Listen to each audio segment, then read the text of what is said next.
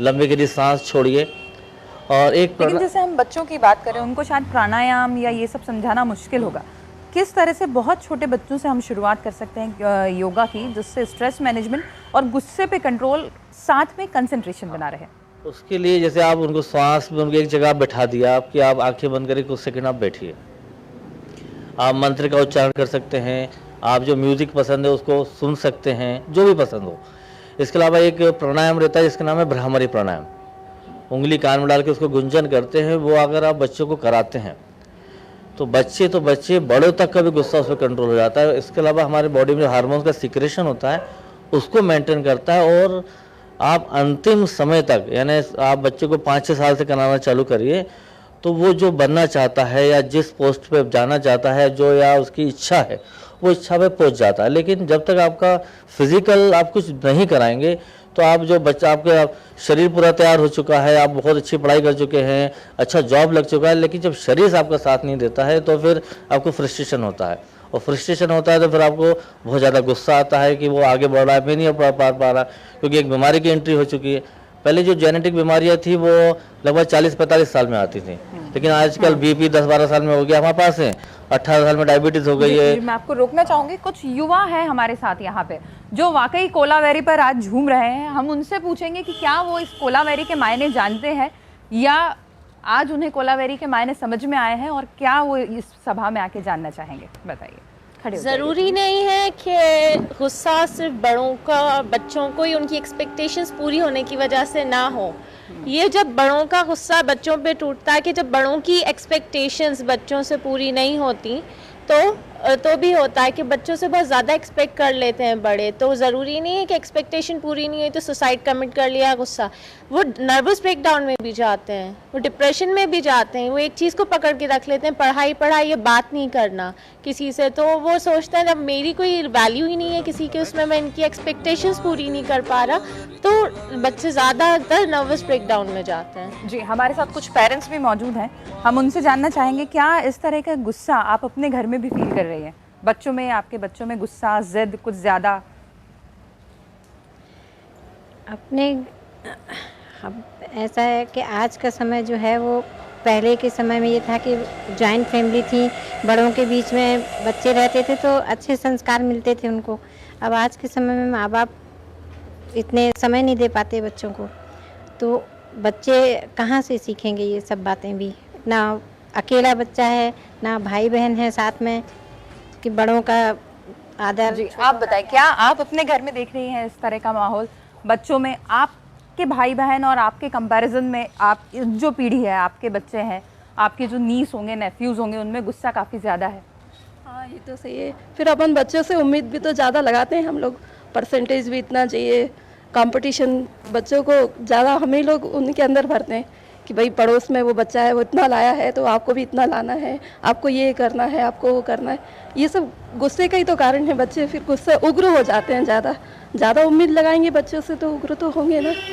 जी बिल्कुल, आपने बिल्कुल सही बात बोली। बच्चों में जो कंपटीशन की भावना भरी जा रही है और जो कंपैरिजन का भाव है, उसकी वजह से काफ़ी परेशानियां हैं। कोकिला जी, हम फिर आपसे जानना चाहेंगे कि पेरेंट्स भी चाहते हैं बच्चा अच्छा करे क्योंकि वो उसकी सारी नीड्स पूरी कर रहे हैं, लेकिन बच्चे की अपनी सीमाएं हैं, तो कैसे आकलन करें कि वो किस चीज़ में अच्छा है? ज़रूरी नहीं है कि वो पढ़ाई अच्छी करे, किसी और दूसरी कला की परख कैसे हो बच्चे में?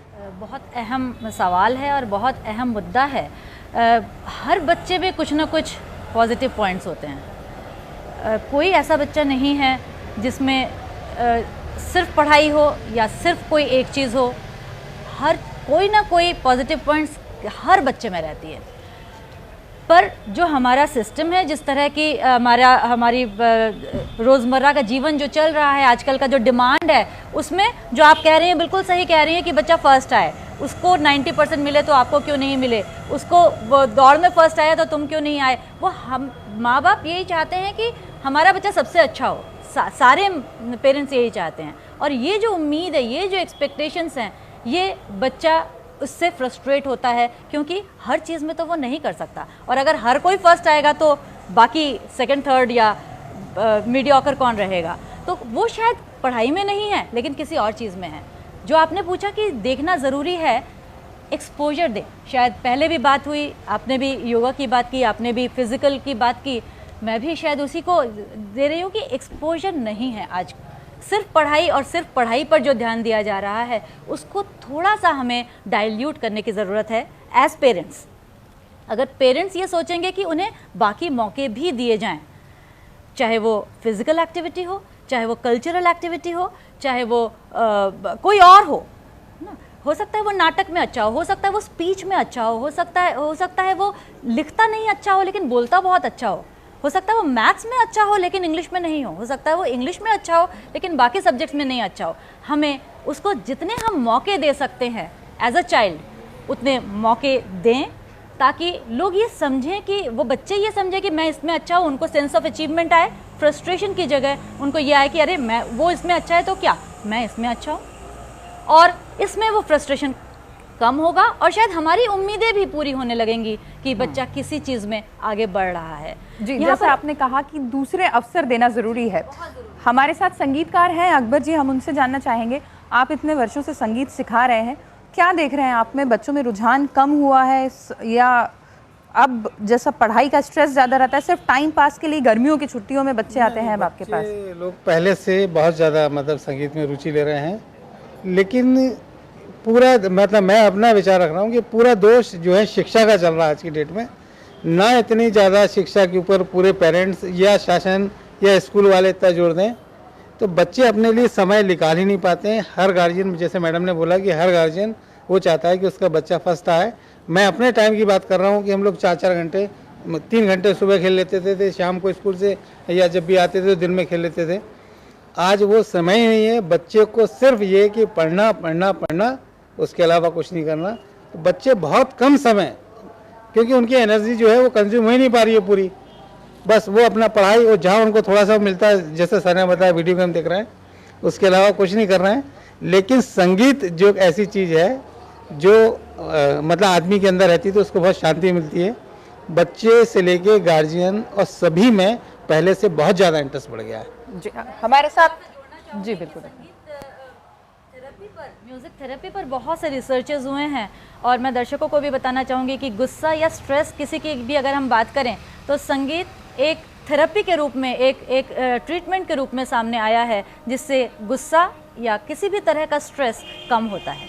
युवा साहित्यकार खुर्शीद जी भी हैं हमारे साथ, हम उनसे बात करेंगे।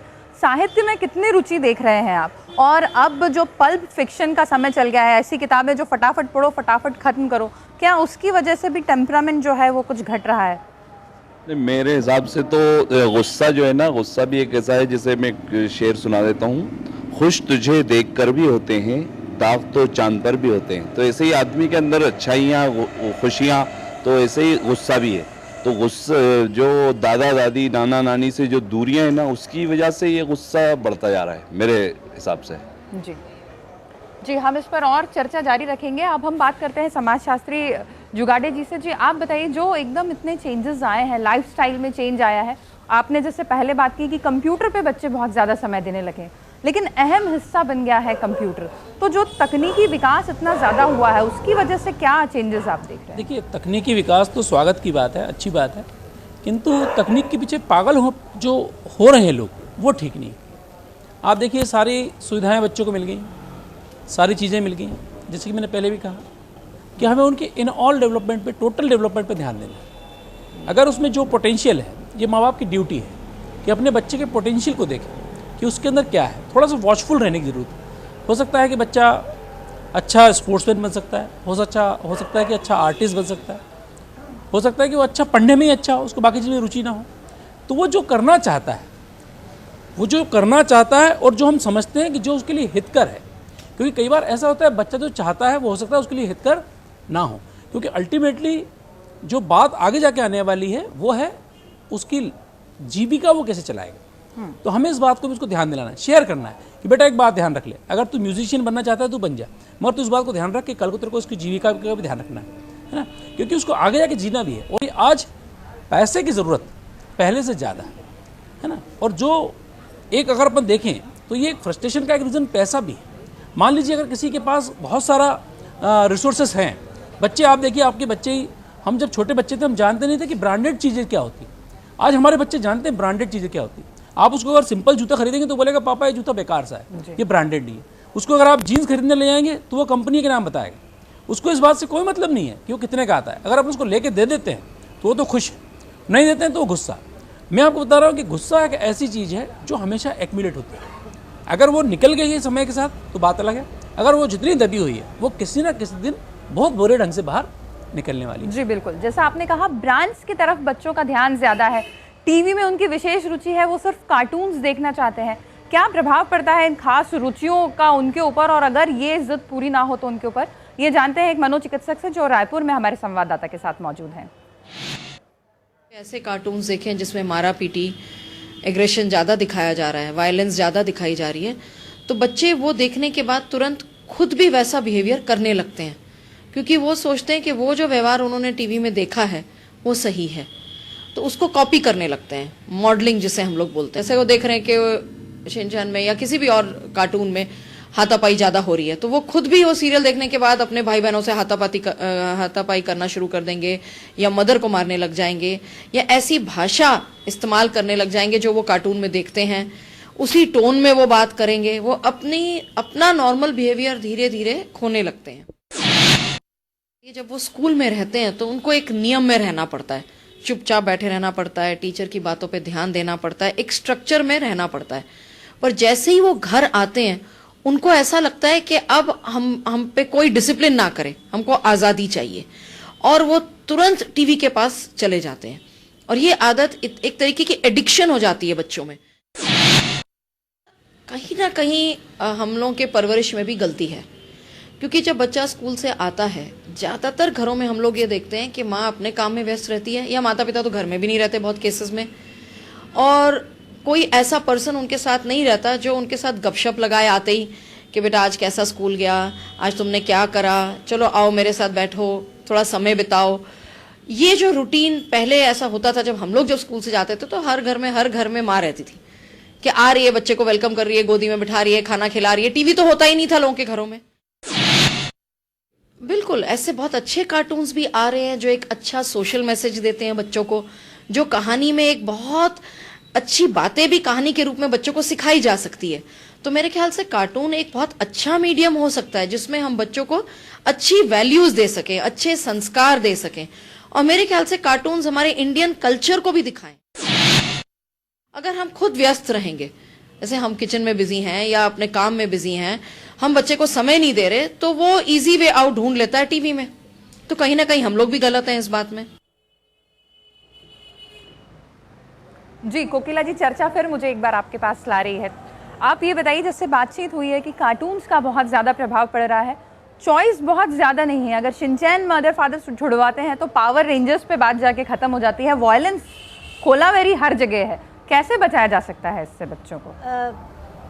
जैसे बात अभी हुई कि चुनाव, या हम कौन सी चीज़ें चुनें जिससे इसका प्रभाव कम हो, उसके साथ साथ डीलिंग भी सिखाएं। गुस्सा आना बहुत बड़ी बात नहीं है, गुस्सा सबको आता है, सबको आया है, सबको आता रहेगा, लेकिन how to deal with it, ये अगर बच्चे को सिखाया जाए, फ्रस्ट्रेशंस को कैसे डील किया जाए, गुस्से को कैसे डील किया जाए, ये शायद बहुत महत्वपूर्ण है।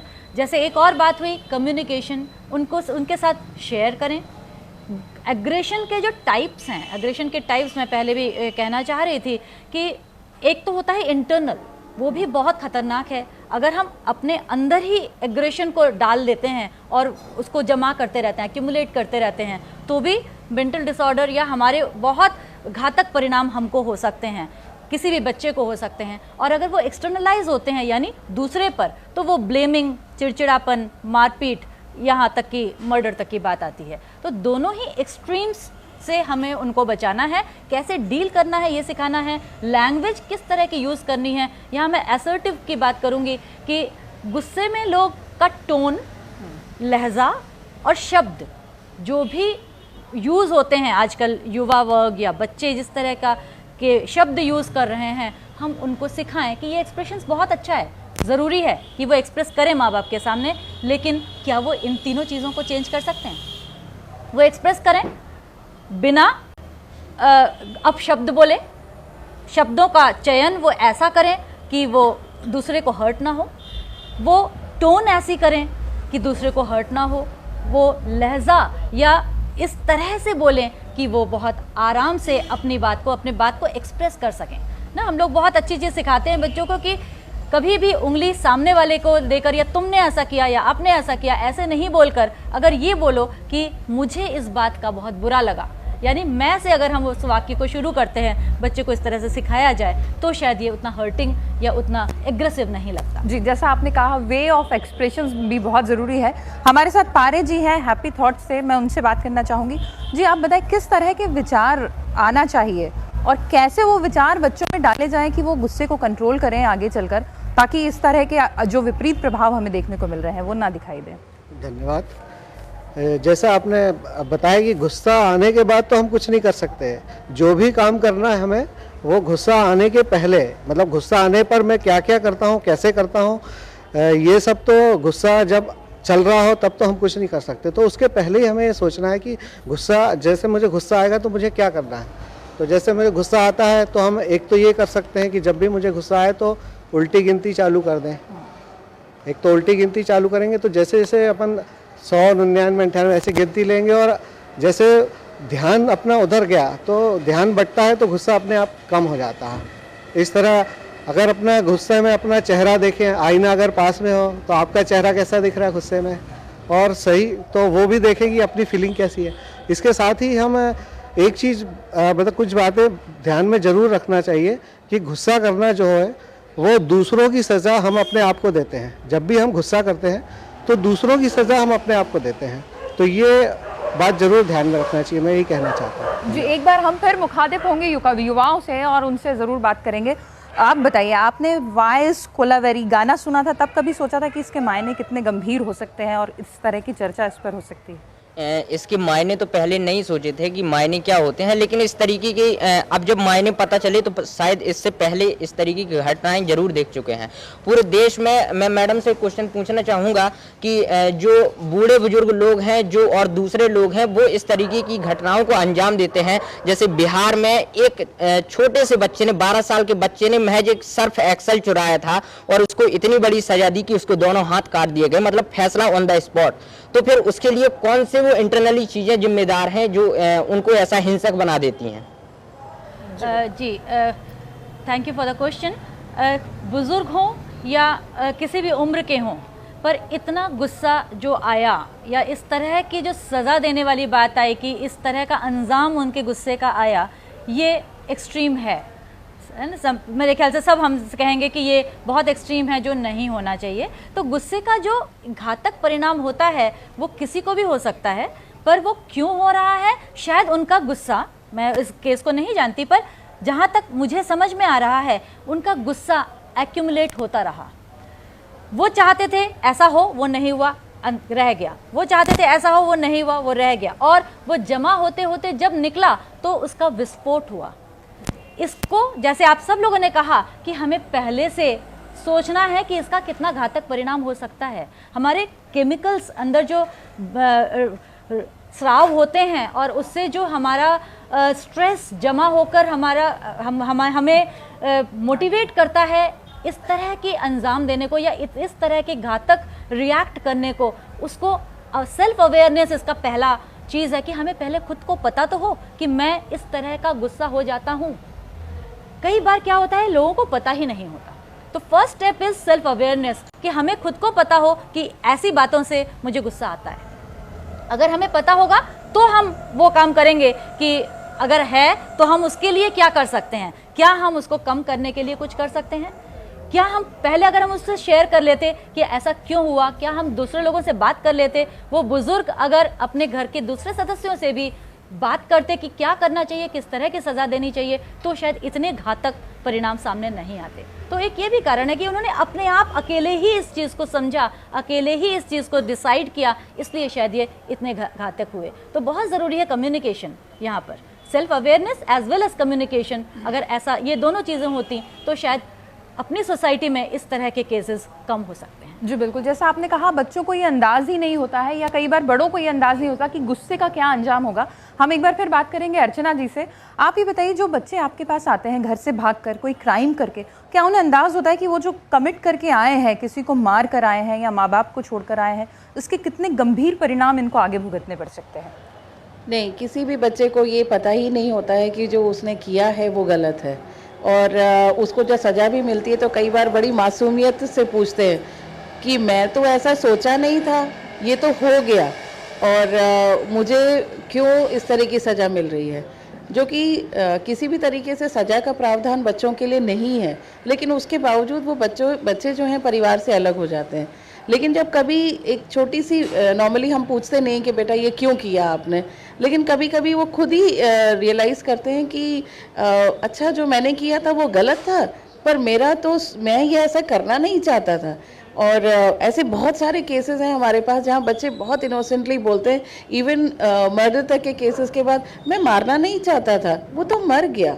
मतलब वो बहुत इनोसेंस है उनके अंदर, और वो चूंकि वो समय निकल चुका है तो अब वो बहुत नॉर्मल है, वो एकदम आम बच्चों की तरह हैं। और उनको फिर बहुत तकलीफ होती है कि जब उनको मैजिस्ट्रेट के सामने पेश करना होता है, फिर वो सवाल दर सवाल पूछे जाते हैं, लेकिन वो हर बार ये कहते हैं कि मैंने नहीं किया, मैं तो करना नहीं चाहता था, वो तो मर गया, वो हो गया।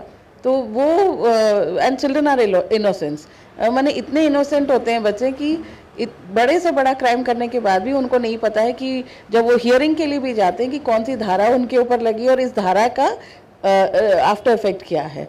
वो तो अच्छी बात है कि हमारे यहाँ हिंदुस्तान में बच्चों के ऊपर बहुत बड़ी बड़ी सजाएं नहीं हैं, और 18 साल तक के बच्चों के लिए किशोर न्याय अधिनियम के तहत उनको बहुत सारे प्रोविजंस हैं, कम्युनिटी सर्विसेज हैं। तो बच्चे को कहीं ना कहीं रियलाइज़ तो होता है कि हाँ अब जो हो गया है वो गलत है, लेकिन जब वो कर रहे होते हैं तब उन्हें नहीं पता होता है कि ये गलत हो रहा है। जी, हम एक बार फिर तिवारी जी से बात करेंगे, शिक्षाविद है। तिवारी जी, आप बताइए, क्या जब आप बच्चों को पढ़ाते हैं, अलग अलग स्टैंडर्ड्स के बच्चों को पढ़ाते हैं, इस तरह की कोलावेरी, क्योंकि हमारे पास कई एग्जाम्पल्स हैं स्कूल के बच्चों के कि दोस्ती नहीं हो पाई इसलिए उन्होंने आत्महत्या कर ली, या जब प्रेमिका